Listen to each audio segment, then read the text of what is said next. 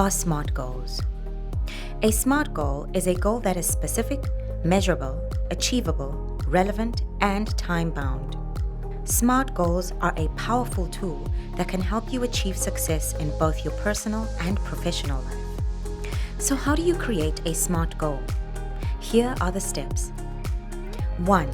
Specific. Start by making your goal as specific as possible.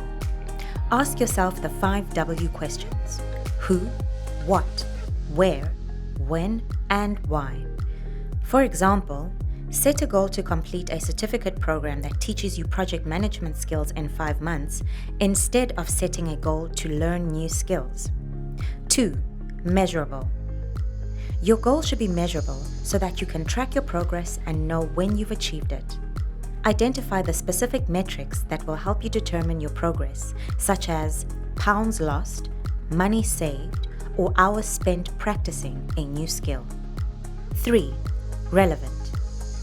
Your goal should be relevant to your personal or professional life. It should align with your values and aspirations and be something that is important to you. 4. Time-bound.